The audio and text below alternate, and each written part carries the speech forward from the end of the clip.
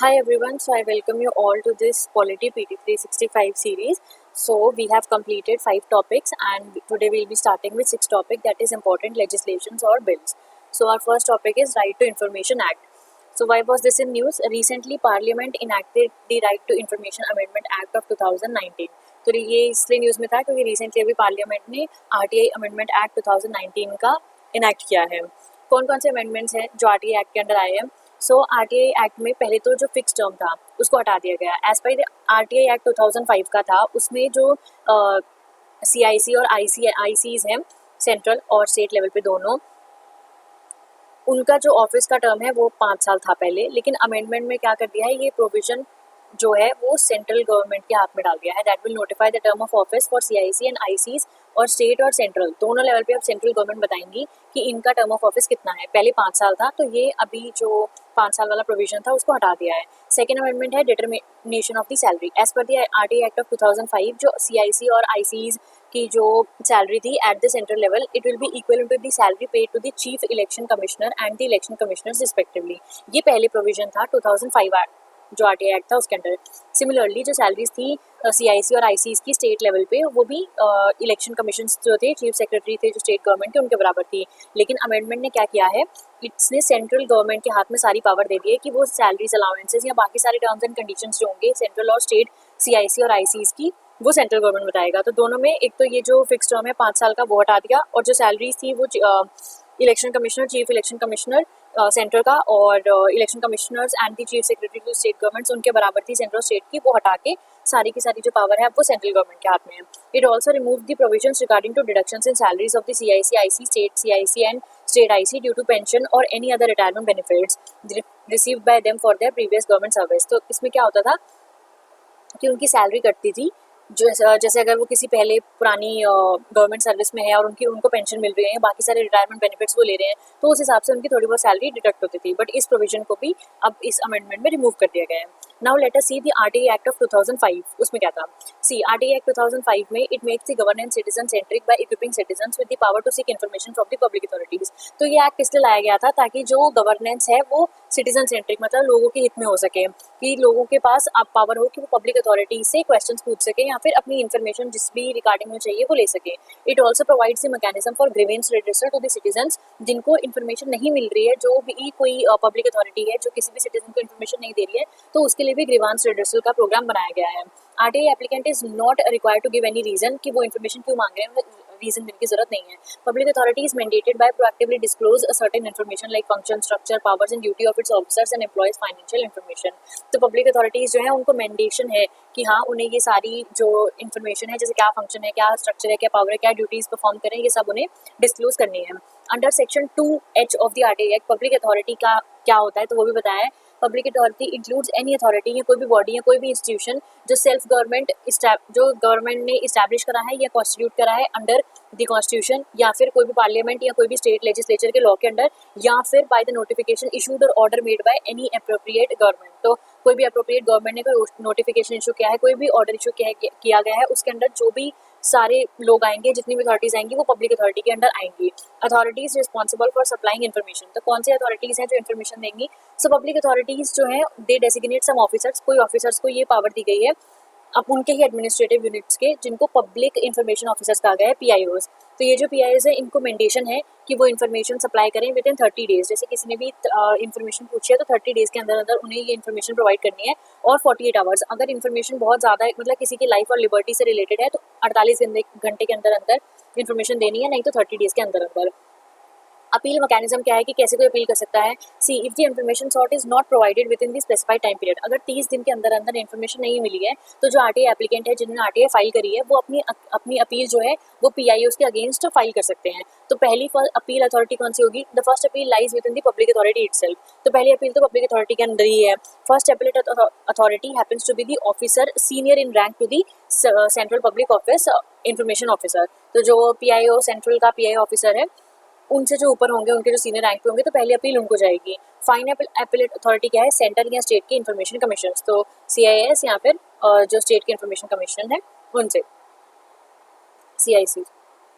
CIC और SIC. अभी इससे रिलेटेड एक और न्यूज़ है. Recently, Parliamentary Committee on Personal and Public Grievances, Law and Justice has decided to review the working of the Central Information Commission. तो जो Central Information Commission है उसकी और State Information Commission की जो वर्किंग है उसे लेके पार्लियामेंट्री कमेटी ने डिसाइड किया है कि इनके जितने भी पावर्स हैं उनको रिव्यू करेंगे कि ये कैसे काम कर रहे हैं. About central and the state information commissioners. So central state information commissioners they are ये स्टैट्यूटरी बॉडीज हैं. सबसे पहला points which are constituted under the right to information act. तो इस एक्ट के अंडर आए हैं तो they are statutory bodies. They are the final appellate authority. RTI act के लिए फाइनल अपील यहाँ पे जाती है. They are vested with wide powers. बहुत सारी पावर्स हैं लाइक पेनल्टी ये डाल सकते हैं जितने भी पब्लिक इन्फॉर्मेशन ऑफिसर्स हैं उन पे कि इन्होंने इंक्वायरी जो टाइम पे नहीं दी या फिर 30 डेज के अंदर अपना डिसीजन नहीं दिया या इन्फॉर्मेशन प्रोवाइड नहीं करी है. और also they can initiate inquiry against them. उनके खिलाफ इंक्वायरी भी कर सकते हैं.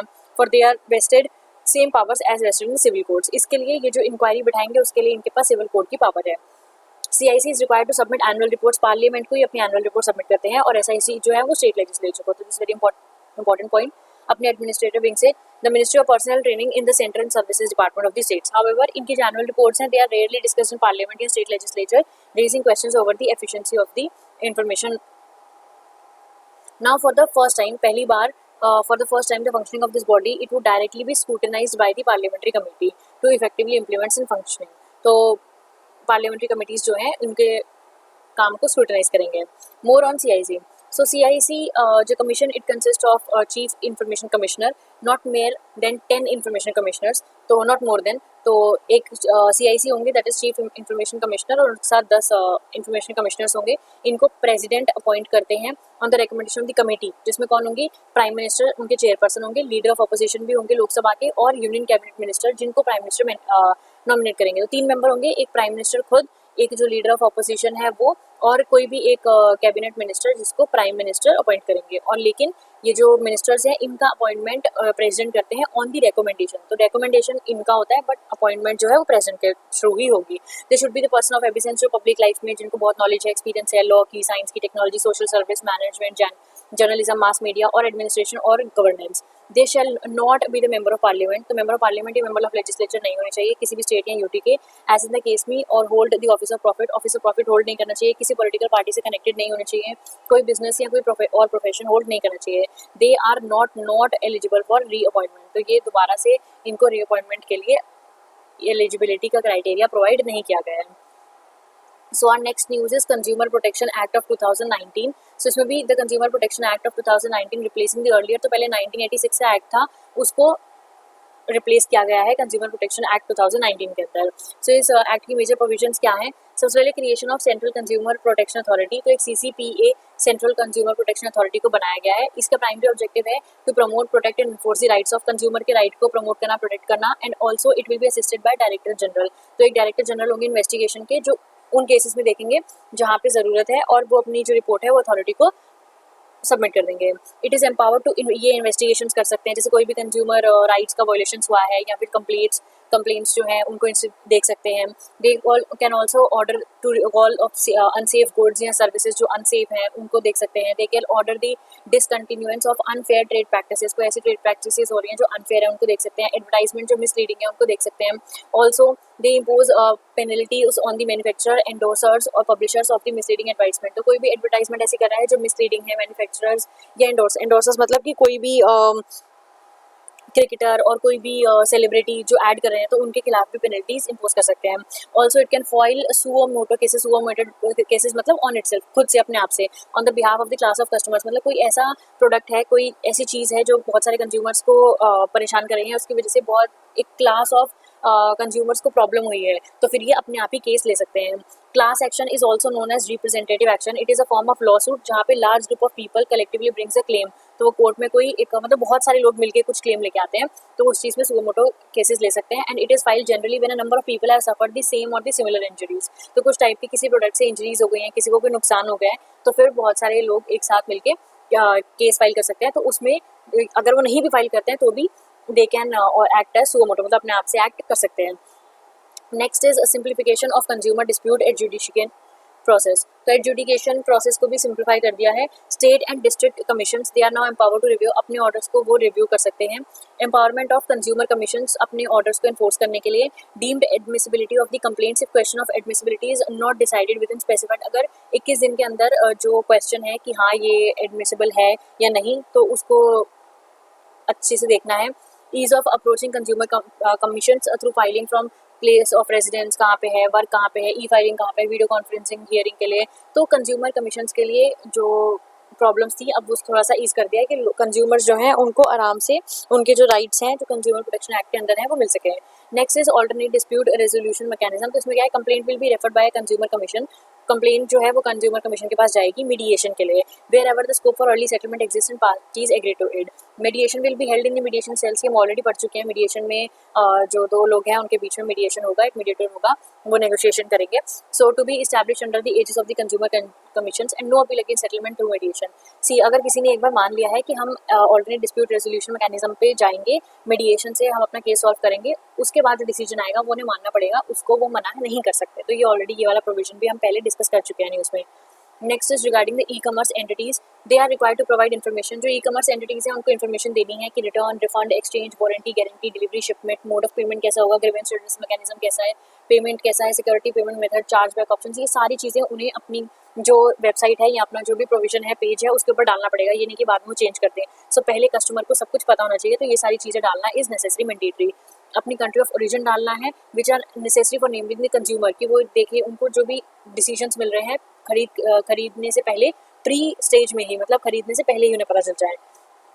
E-commerce platforms they have to acknowledge the receipt of any consumer complaint within 48 hours. तो अगर कोई भी कंज्यूमर की कंप्लेंट है तो 48 आवर्स के अंदर अंदर उसे एड्रेस करना है and redress the complaint within 1 month from the date of receipt under this act. तो 48 आवर्स के अंदर उसको एक बार रिड्रेस कर लेना है, एक्नॉलेज कर लेना है, फिर उसके बाद 1 महीने के अंदर अंदर उसे सुलझाना भी है। एंड फॉर दिस पर्पस उनको एक ग्रीवेंस रेडियल ऑफिसर को भी अपॉइंट करना है। Sellers cannot refuse to take back goods और विड्रॉ सर्विसेज और refuse funds if such goods are services are defective, deficient या लेट डिलीवर हुए हैं, या फिर जो प्लेटफॉर्म पर डिस्क्रिप्शन था उसके जैसे नहीं है, तो उनको वापस लेना पड़ेगा, वो मना नहीं कर सकते। The rules also prohibit the e-commerce companies from manipulating the price of the goods और services to gain the unreasonable profit through unjustified prices. तो ऐसा भी नहीं है कि वो बिल्कुल ही प्राइस कम कर दें और जो सारे लोग वहाँ से खरीदने लग जाए और जो बाहर वाले शॉप्स हैं उनको प्रॉब्लम हो। Also introduction of the concept of product liability, तो प्रोडक्ट लायबिलिटी का कंसेप्ट भी लेके आए हैं। मैन्युफैक्चरर और द प्रोडक्ट सर्विस प्रोवाइडर और the product seller to be responsible to compensate for the injury और damage caused by defective product और द डेफिशिएंसी इन सर्विस। तो इसमें क्या है कि लायबल है जो प्रोडक्ट है उसके लिए मैन्युफैक्चरर या प्रोडक्ट सर्विस प्रोवाइडर जो है या प्रोडक्ट सेल भी कर रहे हैं वो सब लायबल हैं कि जो भी इंजरी या डैमेज कॉज हुआ है उस डिफेक्टिव प्रोडक्ट की वजह से उसको कंपनसेट करें। Also the punishment the act provides for the punishment by competent court, तो कंपिटेंट कोर्ट होंगे जो मैन्युफैक्चरर या फिर जो भी एडल्ट्रेंट या स्पूरियस गुड्स ऐसे बेकार गुड्स बेच रहे हैं उनके लिए इस पनिशमेंट बनाई गई है by a competent court. The court में in case of first conviction suspend, एक तो पहले वो लाइसेंस को सस्पेंड कर देंगे जो किसी भी पर्सन को दे रखा है अप टू 2 साल के लिए। इन केस ऑफ सेकंड और सब्सिक्वेंट कन्विक्शन वो लाइसेंस को कैंसिल भी कर सकते हैं। तो पहले 2 साल के लिए जो है सस्पेंड करेंगे और अगर ज़्यादा ही है दोबारा से कंप्लेन आई है तो फिर वो लाइसेंस को कैंसिल कर देंगे। और भी प्रोविजंस हैं, there will be no fee for filing the cases up to 5 lakh, 5 lakh के लिए जो है कोई फी नहीं होगी। The amount due to unidentifiable consumers will be created to consumer welfare fund, तो अगर कोई भी ऐसी अमाउंट है जो कोई अनआइडेंटिफाइबल मतलब कंज्यूमर्स को आइडेंटिफाई नहीं कर सकते हैं तो फिर वो कंज्यूमर वेलफेयर फंड के अंदर डाल देंगे। The state commissions they will furnish information to central government on a quarterly basis, जैसे वैकेंसीज डिस्पोजल या केसेस की जो कितने केस बचे हैं, कितने वैकेंसीज खाली हैं या और जो भी मैटर्स हैं उसके लिए स्टेट कमीशन जो है वो सेंट्रल गवर्नमेंट को इन्फॉर्मेशन प्रोवाइड करेंगे। It also provides for central consumer protection council, जो एक एडवाइजरी बॉडी होगी ऑन द कंज्यूमर इशूज, जो बताएगी कि क्या इशू मतलब जैसे कुछ भी कोई भी इशूज आ रहे हैं उनके लिए, और इनको हेड कौन करेंगे, union minister of consumer affairs, food and public distribution with the minister of state as vice chairperson, और उनके साथ 34 और मेंबर्स होंगे जो अलग अलग फील्ड से होंगे। It will also have the minister in charge of consumer affairs, 2 state से, east from the region of north, south, east, west and the north eastern region. Also now let us see some related news also. First let us see the infographic, यहाँ पे बहुत अच्छे से दे रखा है कि पहले जो कंज्यूमर प्रोटेक्शन एक्ट 1986 के था और जो 2019 में लाया है उसमें क्या क्या चेंजेस है, ये सारे चेंजेस हम एक एक करके पढ़ चुके हैं। Now let us just look at this. तो 1986 में कोई सेपरेट रेगुलेटर नहीं था, अभी 2019 में एक regulator this central consumer protection authority और उनकी पावर्स हमने पढ़ ली हैं, उसको क्रिएट किया गया है।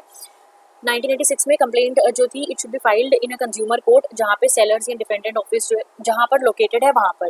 लेकिन अभी 2019 में क्या किया है कि it should be filed in a consumer court जहाँ पे कंप्लेटेंट रेसाइड्स और वर्क्स, मतलब जहाँ पे जिसने कंप्लेंट करी है वो रहता है या फिर वो काम करता है वहाँ पर होगी। पहले क्या होता था जहाँ पे जो कंज्यूमर कोर्ट, जहाँ पे सेलर जो बेचने वाला है वहाँ पे, लेकिन अभी जहाँ पे कंज्यूमर है वहाँ पे कंप्लेन आप रजिस्टर कर सकते हो। प्रोडक्ट लायबिलिटी दे दी है, तो पहले इसका कोई प्रोविजन नहीं था। Consumer court approach civil court जा सकते थे, लेकिन कंज्यूमर कोर्ट नहीं जा सकते थे। अभी वट क्या है 2019 में consumer can see compensation for the harm cost, जो प्रोडक्ट या सर्विस से जो भी हार्म हुआ है उसका कंपनसेशन मांग सकते हैं। पहले जो ज्यूरिसडिक्शन था, जो कोर्ट था, मतलब डिस्ट्रिक्ट कोर्ट्स में आप 20 लाख के कंज्यूमर मतलब 20 लाख का कोई नुकसान हुआ है तो जा सकते हो। स्टेट में 20 लाख या 20 लाख से 1 करोड़, और नेशनल कोर्ट में 1 करोड़ से ऊपर। अभी क्या कर दिया है, क्योंकि बहुत सारे प्रॉब्लम्स ऐसे आ रहे थे, डिस्ट्रिक्ट में ही बहुत ज़्यादा अमाउंट का केस हो जाता था, तो फिर उसके लिए किसी को स्टेट लेवल पे या नेशनल लेवल कोर्ट पे जाना पड़ता था। बट अभी क्या है, डिस्ट्रिक्ट में ही up to 1 crore you can seek jurisdiction, state level courts में 1 crore to 10 crore and national level में 10 करोड़ से ऊपर। ई कॉमर्स का 1986 में कोई प्रोविजन नहीं था, अभी ई कॉमर्स का प्रोविजन है और हमने देख भी लिया क्या क्या प्रोविजन है। पहले कोई लीगल प्रोविजन नहीं थे, अभी मीडिएशन सेल्स डाल दिए गए हैं कि सेटलमेंट मीडिएशन प्रोसेस से हो सकता है। Also there are 6 consumer rights जो नए एक्ट में आए हैं। The right to be protected against the marketing of goods or the products or services जो hazardous हैं लाइफ और प्रॉपर्टी को लेके। right to be informed about the quality, quantity, potency, purity कि गुड का प्राइस कैसा है, सर्विसेज कैसे हैं, कंज्यूमर्स को प्रोटेक्ट करना है against the unfair trade practices. Also right to be assured, जहाँ पर भी पॉसिबल है वहाँ पर एश्योरेंस देनी है गुड्स, प्रोडक्ट्स या सर्विसेज की। राइट टू बी हर्ड, सुनना है सबको। To be assured that consumers interest will receive due consideration and appropriate for a right to seek redressal, पूरे रिड्रेसल प्रोवाइड करने हैं विद अनफेयर ट्रेड और प्रैक्टिसेस और रिस्ट्रिक्टिव ट्रेड प्रैक्टिसेस, या फिर कोई ऐसा कंज्यूमर्स का एक्सप्लॉयटेशन है हो रहा है वहाँ पे। And also the right to consumer awareness. All these are the 6 consumer rights which are provided in this new act. Also there is consumer protection e-commerce rules of 2020. So rules were notified by the Ministry of Consumer Affairs, Food and Public Distribution as a part of Consumer Protection Act 2019 कि online retailers जो हैं वो ज़्यादा accountable बने, उनका business ज़्यादा transparent हो। इसके हाईलाइट्स क्या है, rules will be applicable to all the electronic retailers जो इंडिया में या अब्रॉड रजिस्टर्ड हैं उनको। It will also cover all the goods sold online through the market place और inventory led models. Market place model में क्या है, third party sellers होते हैं, ठीक है। वाइल इन्वेंट्री मॉडल में क्या होगा, जो प्लेटफॉर्म होंगे इसमें गुड्स होते हैं और ऑल्सो दे सेल ऑनलाइन, जैसे कि jabang.com वगैरह हो गए। एंड ई कॉमर्स एंटिटीज़ क्या है, they are also required to mention country और ओरिजिन गुड्स एंड सर्विसेज की। ये हम ऑलरेडी पढ़ चुके हैं कि कंज्यूमर को पता होना चाहिए इन्फॉर्मेशन कि वो पहले खरीदने से पहले उन्हें सारी चीज़ें पता हो कि गुड सर्विसेज क्या है, एक्सपायरी डेट क्या है, बाकी सारे चार्जेस क्या है, डिलीवरी चार्जेस क्या है, कैंसिलेशन फीस क्या है, सब कुछ। It also empower the central government कि अगर कोई अनफेयर ट्रेड प्रैक्टिसेस हो रही है ई कॉमर्स में तो वो डायरेक्टली एक्शन जो है वो ले सकते हैं। Also both e-tailers and also their sellers they have to appoint grievance officers कि वो सारे complaints को redress करें। तो this is also we have seen। and also some related news, draft guidelines for the advertisement under the Consumer Protection Act of 2019 Central Consumer Protection Authority Ministry of Consumer Affairs के अंदर it is empowered कि वो necessary guidelines को issue करें कि जितनी भी unfair trade practices या फिर जो consumers के interest है उसको protect कर सकें। The guidelines cover all the advertising and marketing communications regardless of form, format और medium। की guidelines क्या है कि for discriminators if not easy noticeable, legible or understandable to an ordinary consumer then will be treated as a misleading advertisement। कि अगर legible नहीं है, easily उस समझ में नहीं आ रहा है किसी भी ordinary consumer को, तो फिर वो misleading होगी। endorser के लिए सारे description, claims, comparisons जो हैं, जो भी वो endorse कर रहे हैं या advertisement में दे रहे हैं, endorses मतलब जो celebrities हैं, cricketers वगैरह हैं जो किसी चीज़ की ऐड कर रहे हैं, they are appear in a capable of being objectively ascertained और capable of substantiating, उन्हें पता होना चाहिए सब कुछ क्या हो रहा है, कैसे हो रहा है। and also on surrogate advertising, goods and services जिनके advertising जो है prohibit है, they shall not circumvent in such restrictions by advertising दूसरे goods या services जो नहीं prohibit हैं। तो जो prohibit है ऐसा नहीं है कि वो उनके ऐड नहीं कर सकते तो बाकी किसी की भी ऐड नहीं कर सकते। Also free claims and advertisement should not describe goods and services as free, बिना किसी चार्ज के। सिमिलर टर्म्स पर कंज्यूमर को पे करना है कुछ तो कॉस्ट जो होगी वो वही होगी जो प्रोडक्ट की होगी। And on bait advertisement, so advertisement shall not seek to entice the consumer to purchase goods and services without a reasonable prospect of selling advertise goods and services at a price offered. So let us now move on to our next news, that is Foreign Contribution Regulation Amendment Act of 2020, that is FCRA। तो इससे पहले थोड़ा सा इसका previous जो है वो देख लेते हैं। FCRA 1976 में कोल्ड वॉर एरा के टाइम पे लाया था। तो इसमें ये था कि किसी भी तरह के जो फॉरेन एंटिटीज़ हैं अगर वो कोई कंट्रीब्यूशन कर रहे हैं तो वो कोई भी जजेस, जर्नलिस्ट वगैरह जो हैं, गवर्नमेंट सर्वेंट्स हैं या कोई भी मेंबर्स ऑफ द लेजिस्लेचर, वो उनको प्रोहिबिटेड था कि आप उन्हें एक्सेप्ट नहीं कर सकते। जो भी फंड्स रिसीव होंगे फॉरेन से, जो भी फॉरेन फंड्स आएंगे वहाँ उसका रेगुलेशन स्टार्ट हो गया। ठीक है, तो बहुत सारे बेसिस पे इसका क्रिटिसाइजेशन हुआ कि जो राइट टू फॉर्म एसोसिएशन है वो हार्म होगा और फंडिंग जो है रिसीव नहीं हो सकती। सो FCRA 2010 में लाया गया। इसमें कुछ मेजर अमेंडमेंट्स करी गई 2010 में। तो इसमें क्या था कि बहुत सारे प्रोविजन इंट्रोड्यूस करी। 2010 वाले एक्ट में ये था कि अगर आप कोई NGO हो और अगर आपको फॉरेन फंड्स लाने हैं तो आपको एक सर्टिफिकेट अप्लाई करना पड़ेगा मिनिस्ट्री ऑफ होम अफेयर्स के under the FCRA regulation act. ठीक है, और उसके बाद कुछ रूल्स एंड रेगुलेशंस के लिए आप कंप्लाइड हो, आपको वो रूल्स एंड रेगुलेशंस मानने पड़ेंगे। ठीक है, तो वो जो सर्टिफिकेट होगा वो 5 साल के लिए एप्लीकेबल होगा और आपको उसको रिन्यू कराना पड़ेगा बार बार। तो बहुत सारे NGOs और सिविल जो ऑर्गेनाइजेशंस हैं, सिविल सोसाइटी ऑर्गेनाइजेशन, उन्होंने इसे क्रिटिसाइज किया। ऑल्सो जो गवर्नमेंट ने कैप डाल दिया कि 50% ऑफ मनी जो है वो आप एडमिनिस्ट्रेटिव एक्सपेंसेस के लिए यूज कर सकते हो। Now this was the background. Now let us see कि क्या अमेंडमेंट्स आए हैं। Foreign contribution regulation amendment act of 2020 was pass by parliament, जिसने foreign contribution regulation act of 2010 को अमेंड किया है। FCRA जो है it was brought into force to regulate the flow of foreign funds on the voluntary organizations with the objective of preventing any possible diversion of such funds to anti-national activities कि anti-national activities ना हो सके। And also under this act Ministry of Home Affairs जो है वो acceptance और utilization करते हैं foreign contributions को लेके by individual, association और companies। Also foreign contributions it is the donation or the transfer of currency, security और article और beyond किसी specified value के पीछे by a foreign source। So these are the foreign contribution what is। Now let us see the provisions of the amendment कि amendment क्या हुई है कहाँ पे। So prohibition to accept foreign contribution under the act, election candidates, editor, publisher of a newspaper or a judge or a government servant or a member of any legislature they are prohibited कि आप कोई भी foreign contribution accept नहीं कर सकते। This amendment adds public servants to this। तो अभी इसका ये जो foreign contribution को लेने एक्सेप्ट करने के लिए अंदर जो लोग थे, जितने भी एंटिटीज थी, उसमें पब्लिक सर्वेंट्स को ऐड कर दिया है। Also this public servant includes any person who is in service या फिर जो गवर्नमेंट को पे कर रहे हैं, गवर्नमेंट सर्विस के अंदर है, और ऑल्सो रेम्यूनरेटेड जो गवर्नमेंट रेम्यूनरेशन उन्हें प्रोवाइड कर रहा है पब्लिक ड्यूटी परफॉर्म करने के लिए, वो सारे लोग इसमें आएंगे। तो इसका जो कैंडिडेट्स थे, जो नंबर ऑफ एंटिटीज थी, उसमें पब्लिक सर्वेंट ऐड कर दिया है। पब्लिक सर्वेंट क्या है उसको भी डिस्क्राइब कर दिया। Also transfer of fund foreign contribution under the act, foreign contribution cannot be transfer to any other person unless such person is also registered. अच्छा, पहले क्या होता था, 2010 वाले एक्ट में कोई बड़ा NGO था, उसको फॉरेन कंट्रीब्यूशन आ रहा है, तो उसके नीचे जो छोटे छोटे NGOs हैं, ये वाला NGO क्या करता था, ये मिनिस्ट्री ऑफ होम अफेयर से सर्टिफिकेट ले लेता था 5 साल का, और फिर उसके बाद वो कंट्रीब्यूशन छोटे छोटे NGOs को देता था। अब क्या कहा है कि जो छोटे NGOs हैं ये इनको नहीं दे सकते, इनको भी सर्टिफिकेशन की जरूरत है, इनको भी सर्टिफिकेशन लेना पड़ेगा। That amendment prohibits the transfer of foreign contribution to any other person. Also Aadhaar, passport और OCI card for registration they are necessary. Amendments adds that any person जिसको भी प्रायर परमिशन चाहिए, रजिस्ट्रेशन चाहिए, तो उनको अपना आधार नंबर देना पड़ेगा ऑफ ऑल इट्स ऑफिसर्स, सारे ऑफिसर्स के या डायरेक्टर्स जितने भी लोग हैं सबके। इन केस ऑफ अ फॉरेनर तो उनको अपना पासपोर्ट या फिर OCI कार्ड होल्डर देना पड़ेगा। FCRA account also. So amendment states that foreign contribution must be received only in an account जो बैंक्स डेजिग्नेट करेंगे एज अ FCRA अकाउंट। तो ऐसा एक अकाउंट बनेगा under RBI SBI in new Delhi as notified by the central government. उसके अलावा कोई भी फंड्स जो होंगे उसमें नहीं होंगे, ना ही डिपॉजिट हो पाएंगे। द पर्सन में open another FCRA account in any scheduled bank अपनी मर्जी से, और फिर उसमें जो भी उनका रिसीव आ रहा है वो उसमें रख सकते हैं।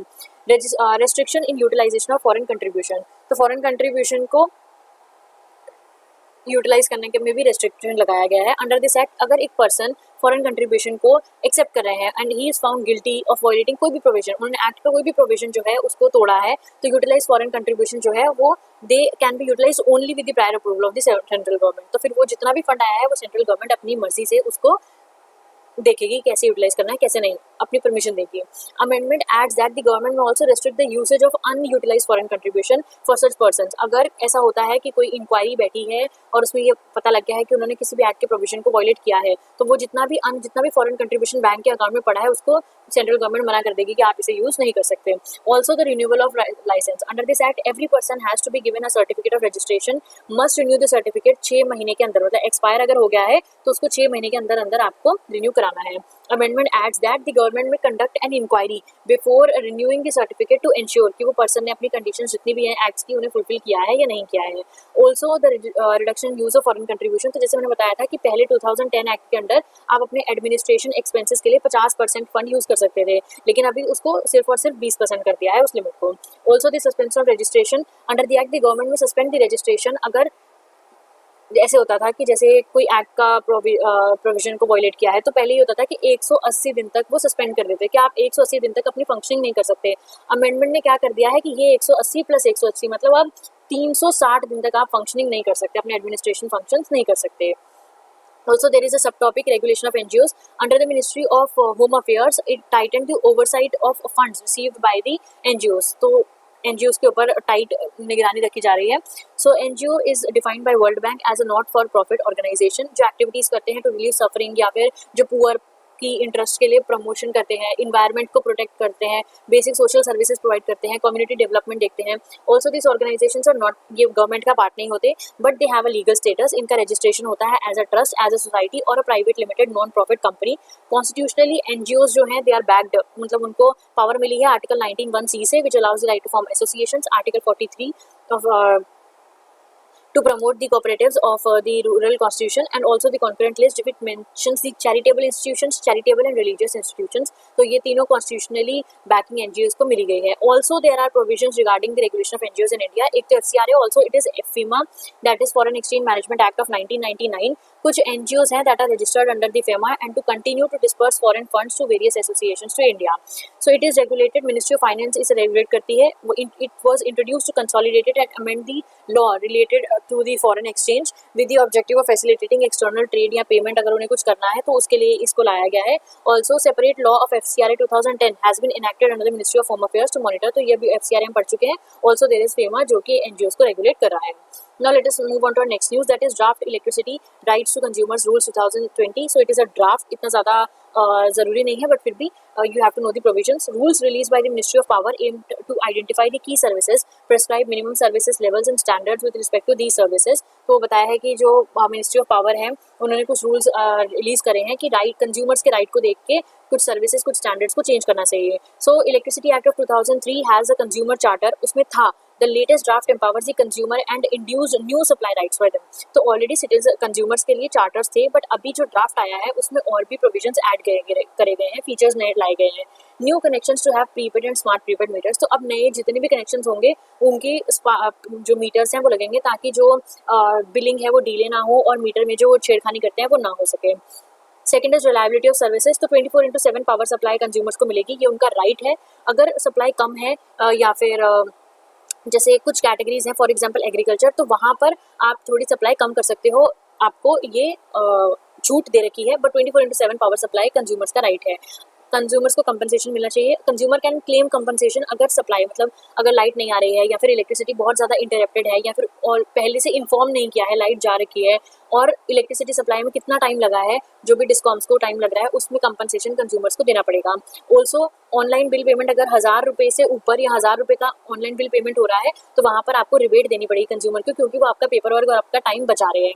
Also electricity prosumer, this is new term introduce, that is producer plus consumer. Prosumer एक फिनोमेना है जहाँ पे an electricity consumer also becomes a supplier, तो जो कंज्यूमर है वो सप्लाई भी कर सकते हैं अगर वो एक रिन्यूएबल सिस्टम सेट कर लेते हैं और फिर वो एनर्जी जनरेट करके लोगों को देते हैं। तो ये कैसे होगा, कैसे नहीं फंक्शन, ये तो जब एक्ट आएगा उसमें सारे प्रोविजंस में ही पता चलेगा।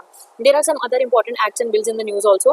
First is cigarettes and other tobacco products, prohibition of advertisement and regulation of trade, commerce, production and supply, distribution and amendment bill of 2020। इसमें it is a draft bill, ये भी ड्राफ्ट बिल है जो ministry of health and family welfare ने निकाला है। इसमें कुछ अमेंडमेंट्स है कि पहली बात तो स्मोकिंग एज जो है वो 18 से लेके 21 साल की कर दी जाएगी। जो लूज सिगरेट्स हैं वो नहीं दिए जाएंगी, बट जो पैकेट्स हैं वो मिलेंगे, so that consumption of cigarette decreases। doing away with smoking rooms, जैसे एयरपोर्ट्स, रेस्टोरेंट्स और होटल्स में जो स्मोकिंग रूम्स है उसको हटा देंगे। फाइन होगा स्मोकिंग का पब्लिक प्लेसेस में, तो अभी 200 रुपये है उसको बढ़ाकर 2000 रुपये कर देंगे। Under strict punishment and imposition of penalties for जो भी इलिसिट सिगरेट्स या टोबैको प्रोडक्ट्स बना रहे हैं उनके लिए। Also there is aircraft amendment bill of 2020 pass by parliament. So this bill, इसमें 3 अमेंडमेंट्स किए गए हैं जो पहले प्री एग्जिस्टिंग, मतलब ऑलरेडी एग्जिस्टिंग बॉडीज में कुछ पावर्स ऐड करी गई हैं। Director general of civil aviation जो रेगुलेटरी रेगुलेटरी फंक्शंस देखते हैं. Bureau of civil aviation security who carry out the regulatory oversight functions, और जो भी सिविल एविएशन सिक्योरिटी से रिलेटेड है. एयरक्राफ्ट एक्सीडेंट इन्वेस्टिगेशन ब्यूरो, ये इन्वेस्टिगेशंस देखते हैं जितने भी एयरक्राफ्ट एक्सीडेंट्स या फिर इंसिडेंट से रिलेटेड है. इसने डीसीजीए जो है, DGCA sorry, directorate general of civil aviation, उनको ये एम्पावर, उनके पावर दे दी है कि वो पेनल्टीज 1 करोड़ तक एयरलाइन पे लगा सकते हैं, एयरपोर्ट्स पे या बाकी सारी एविएशन एंटिटीज पे, अगर उन्हें कहीं पर भी रेगुलेटरी फंक्शंस में प्रॉब्लम दिखाई देती है. Next news is betting in India. So minister of state of finance has pitched legalising की बेटिंग, जो गैम्बलिंग है बेटिंग इंडिया में, उसको लीगलाइज कर देना चाहिए. So betting is a term that valid activities of gambling. It is a generic term जहाँ पे betting is a structured agreement. ये पब्लिक गैम्बलिंग एक्ट है 1867 का, ये जनरल लॉ है governing the gambling in India. कोई भी स्पेसिफिक सेंट्रल लॉज अभी नहीं है ऑनलाइन गैम्बलिंग के लिए. Gambling and betting they are state subject, ये इंपॉर्टेंट है. Gambling is not defined under the gambling legislation of states. Also, Indian law distinguishes each game to be a game of skill. तो ये जो dream 11 वाला था case था, तो उसमें ये हुआ था, supreme court, the court said, court ने ये जो ड्रीम 11 के हेड थे या फिर जो भी उनकी कंपनी के थे, उन्हें बोला था कि ये गेम ऑफ स्किल है, इसमें कोई गैम्बलिंग वगैरह नहीं है. इसमें पीपल स्किल्स यूज करके अपनी टीम चूज करते हैं और फिर मतलब चांस होता है उनका. तो they differentiate the fantasy sports from traditional betting. तो उन्होंने बोला कि ये बेटिंग नहीं है, द फैंटेसी स्पोर्ट्स और dream 11, it is a game of skill. तो इसलिए it is legal, it is not illegal, इसमें कोई बेटिंग नहीं है. So court agreed to this. And the gambling under the gambling legislations do not include, एक तो horse race include नहीं है, ठीक है. Also the game of skills exclude under the gambling act by the court's judgment. तो अभी ये जो game of skills है इसको exclude कर दिया है because court ने judgment दिया है.